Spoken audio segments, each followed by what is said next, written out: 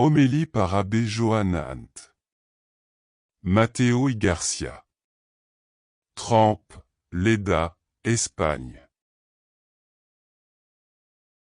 Mon Père, j'ai péché contre le ciel et contre toi. Aujourd'hui dimanche Létard, réjouissez-vous, 4e dimanche du Carême, nous écoutons à nouveau ce fragment, si cher, de l'Évangile selon saint Luc, dans lequel Jésus justifie sa pratique sans précédent de pardonner les péchés et récupérer les hommes pour Dieu. Je me suis toujours demandé si la plupart du monde arrivait à bien comprendre l'expression « le fils prodigue » dont parle cette parabole. Je crois que nous devrions la renommer avec le nom de la parabole au « Père prodigieux ».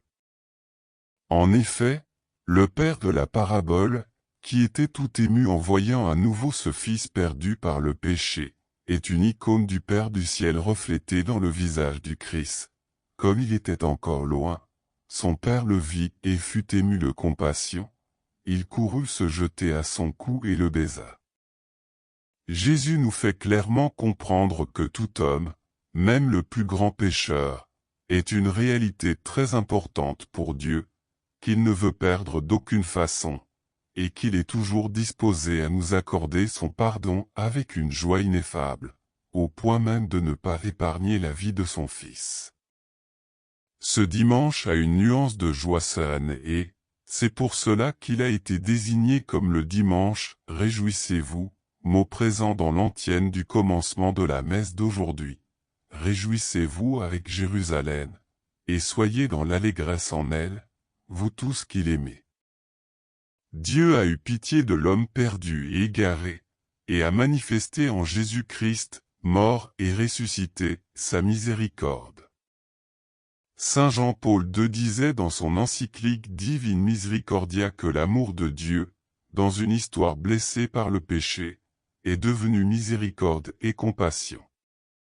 La passion de Jésus est la mesure de cette miséricorde. Nous comprendrons alors que la plus grande joie que nous pouvons donner à Dieu est celle de nous laisser pardonner en présentant notre misère et nos péchés à sa miséricorde. Aux portes de Pâques nous allons de bon gré au sacrement de la pénitence, à la source de la miséricorde divine, nous donnerons à Dieu une grande joie, nous resterons comblés de paix et nous deviendrons plus miséricordieux avec les autres. Il n'est jamais tard pour nous lever et pour retourner au Père qui nous aime.